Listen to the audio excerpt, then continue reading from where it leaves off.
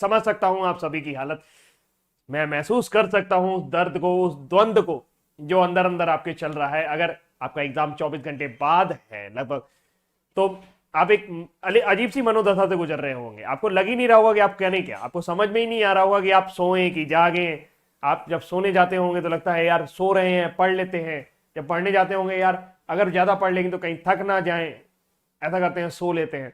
तो मैं समझ सकता हूं, और अगर ऐसा सब कुछ आपके साथ हो रहा है तो आप बिल्कुल नॉर्मल है। एग्जाम है आपका, एक ऐसा एग्जाम जिससे जीवन बदलने वाला है, और इस ऐसे एग्जाम को देने के लिए अगर आपके मन में चिंता नहीं है, अगर आपके मन में डर नहीं है, आप परेशान नहीं हो रहे हैं, तो मुझे लगता है ये खतरे की बात है। आपको फिर भविष्य की चिंता ही नहीं है। तो इसमें कोई बुरी बात नहीं है कि आपको टेंशन हो रही है, आपको परेशानी हो रही है, आपको बहुत चिंता सता रही है, बहुत अच्छी बात है। मैं क्या करने वाला हूं, मैं आपको कुछ चीजें बताने वाला हूं जिन पर आप फोकस कर सकते हैं, और अगर आप उन पर फोकस करेंगे तो निश्चित तौर पर यह चिंता जो है वो बहुत ज्यादा आपको नहीं सताएगी। आपको इतना नहीं सताएगी कि आपको नींद ना आए। आप एग्जाम हॉल में कैसे बैठे, आप एग्जाम हॉल में क्या करें, कौन कौन सी चीजों को देखें, कौन कौन सी चीजों को इग्नोर करें, यहां पर शायद मैं आपको ये ज्यादा बताने वाला हूं कि आप इग्नोर क्या करें। एग्जाम सेंटर काफी दूर दूर गए हैं, तो हो सकता है जिन लोगों का 1 तारीख को एग्जाम हो, उनका उनको आज ही निकलना पड़ रहा हो, या हो सकता है वो इस वक्त ट्रेन में बैठे हो सकता है वो कहीं सफर कर रहे हो। तो इस चीज को सबसे पहले दिमाग में रखिए कि आप कम से कम एक छोटा सा बैग जरूर पैक कर लें। छोटा सा बैग पैक करने का मतलब ये है कि वो तो आप कपड़े लगते तो ले ही जाओगे, वो जो लेके जाना मैं उसकी बात नहीं कर रहा हूं। एक छोटा सा बैग जरूर पैक कर ले जिसके अंदर आपको बार बार कुछ निकालना या डालना ना पड़े। आप सीधे वो बैग उठाएं और अपने एग्जाम सेंटर पे पहुंच जाएं। उस बैग के अंदर आपका एडमिट कार्ड, एक आईडी, आईडी की 2 फोटोकॉपी और 2 फोटो, काला नीला पेन। बाकी मुझे नहीं लगता कि और किसी चीज की जरूरत वहां पे पड़ती है।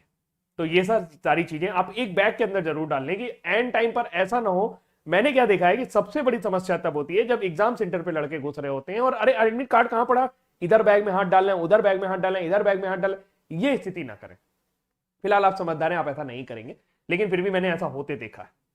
अब क्या होगा, जब आपका एग्जाम सेंटर दूर है तो आपको एक लंबा ट्रैवल भी करना है। उस ट्रैवल के दौरान आपको शारीरिक और मानसिक रूप से स्वस्थ भी रहना है। ठंड का समय है, ठंड भी लग सकती है, जुकाम सर्दी भी महसूस हो सकता है, तो उसके लिए दवाइयां वगैरह भी अपने पास रखें। तो ये तो हुई सारी वो बातें कि आप पहले से ही अगर इन चीजों को तैयार रखेंगे तो एट द टाइम ऑफ जब एग्जाम देने जा रहे होंगे उससे तुरंत पहले आपको परेशानी महसूस नहीं होगी। आप भड़बड़ाएंगे नहीं, आप चिंता में नहीं होंगे, क्योंकि आप ऑलरेडी पहले से ही तैयारी कर चुके हैं। अब सबसे इंपॉर्टेंट बात क्या है कि सर अभी बड़ी चिंता हो रही है, कल पूरा दिन पढ़ाई करें कि ना पढ़ें। देखिए अगर मैं आपसे बोलूं कि आप पढ़ाई करें तो वो भी अच्छा होगा, ना करें तो भी कोई फर्क नहीं पड़ेगा। कल की पढ़ाई से आपके ऊपर कोई फर्क नहीं पड़ने वाला। कुछ लोग कहते हैं कि सर मैंने लास्ट टाइम पढ़ा था वही मेरे पेपर में आ गया, लक बाई चांस। मैं उसे बाई चांस बोलूंगा, और चांस के लिए अगर आपका मन कर रहा है, आप पढ़ सकते हो, तो देन पढ़ने में कोई बुराई नहीं। लेकिन आप थोड़ा सा पैनिक फील कर रहे हो, थोड़ा सा परेशानी फील कर रहे हो, तो नहीं पढ़ने में भी कोई बुराई नहीं है, क्योंकि उससे कोई इफेक्ट नहीं पड़ेगा आपकी पढ़ाई पर। आपको जो करना था वो कर चुके। वाहिद अली की 2 लाइनें मुझे याद आ रही हैं, वाहिद अली की बढ़िया कविता, उन्होंने लिखा था, कब तक बोझ संभाला जाए, कब तक बोझ संभाला जाए, द्वंद कहां तक पाला जाए, अब बच्चों के मुंह से छीन के दूध क्यों नागों को पाला जाए, राणा का वंशज है तू, फेंक जहां तक भाला जाए। होगा देखा जाएगा, ऐसा वाला एटीट्यूड ले लो थोड़ा सा। तो सबसे इंपॉर्टेंट बात यह है कि कल की पढ़ाई करनी ना करनी वो आपके ऊपर डिपेंड करता है, उसको लेकर के बहुत ज्यादा स्ट्रेसफुल मत होइए। आप में से मैं देखता हूं कि कई बार जब आप सेंटर पे जाएंगे, जैसे ही आप सेंटर पे पहुंचेंगे या आप ट्रैवल कर रहे होंगे, क्योंकि बड़ा एग्जाम है तो काफी सारे बच्चे आपके साथ ट्रैवल कर रहे होंगे, तो हो सकता है वो आपको रास्ते में पढ़ते हुए नजर आए, ट्रेन में पढ़ते हुए नजर आए। जब एग्जाम सेंटर पे आप पहुंचेंगे तो वहां पर भी बहुत सारे लोग पढ़ रहे होंगे, पढ़ते हुए नजर आएंगे। तो मैं आपको सच बात बताऊं कि वो जो पढ़ रहे हैं उनमें से बहुत सारे फेक पढ़ रहे होते हैं, मतलब वो दिखावा कर रहे होते हैं, मतलब वो एक अलग ही तरह के काइंड ऑफ अट्रैक्शन की वजह से गए होते हैं। उनका वहां पे पेपर के अलावा कुछ और मोटिव चलने लगता है कि कोई कहीं देख ले हमें, देखो मैं कितना पढ़ाकू हूं, वो लोगों को इंप्रेस करने के चक्कर में पड़ जाते हैं। आप भी तो ऐसा नहीं करने वाले हैं। कि जाऊंगा मैं कॉपी देखूंगा या जाऊंगी कॉपी खोलूंगी, ऐसा तो नहीं करने वाले हो। नहीं, बिल्कुल मत करना, किसी को इंप्रेस करने की कोई जरूरत नहीं है। मैं ये बोल रहा था कि अगर आपका पेपर टफ आता है, बाई चांस आपको लगता है, फीलिंग आने लगती है कि यार पेपर टफ है, मैं कम कर पा रहा हूं, तो एक्यूरेसी मेंटेन करिएगा, जितने हो सकते हैं सिर्फ उतने करिएगा, गलत करने की जरूरत नहीं है। ये मत माइंडसेट बता के जाना कि यार मेरा मॉक में 150 आ रहा था, यहां मैं 120 या 130 पर ही पहुंच पा रहा हूं, नहीं, या 145 पे पहुंचू, नहीं, ऐसा कुछ मत सोचिए। मॉक अलग होता है, पेपर अलग होता है, ठीक है, पहली बात दिमाग में बिठा के रखिए। जितने आपको प्रश्न आ रहे हैं सिर्फ उतने करके आइए, नहीं आ रहे हैं छोड़ दीजिए, कोई जरूरत नहीं है वहां पे जाके दिलेरी दिखाने की जरूरत नहीं है, ईगो पे लेने की जरूरत नहीं है। दूसरी ये बात है कि कल पढ़ना है कि नहीं पढ़ना है। देखिए, एक दिन की पढ़ाई में ना तो आपका एग्जाम निकलने वाला है, और अगर निकल रहा होगा ना तो रुकने वाला है, कि अगर आप एक दिन नहीं पढ़ेंगे तो एग्जाम नहीं निकलेगा आपका, ऐसा कुछ भी नहीं होगा। अब तक आपने जो पढ़ा है वही आपके काम आने वाला है।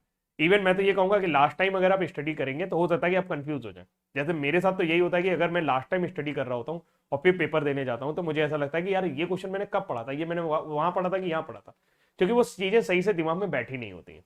इसलिए कोशिश करें कि कुछ भी नया ना पढ़े, जो भी आपने पढ़ा हुआ है उस पर पूरा भरोसा रखें कि हाँ यही आपके एग्जाम में आएगा।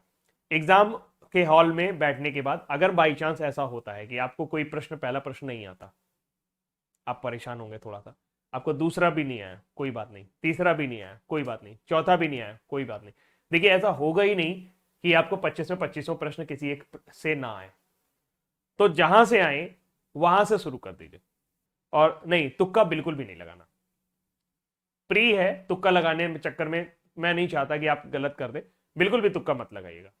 सवाल पेपर कठिन आ गया है, जितना बन रहा है आप उतना बना के आ जाइए, ठीक है। तुक्का लगाने से आप, हो सकता है कि आपका सही भी हो जाए, हो सकता है आपका गलत भी हो जाए, हो सकता है आपने ज्यादा तुक्के मार दिए तो गड़बड़ी हो जाएगा। तुक्का बिल्कुल भी मत लगाइए, बिल्कुल भी कोशिश मत करिए तुक्का लगाने की, ठीक है।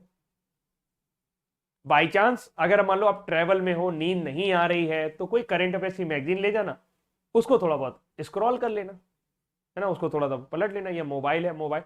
और ध्यान रखना, मूवी वगैरह बिल्कुल ना देखे।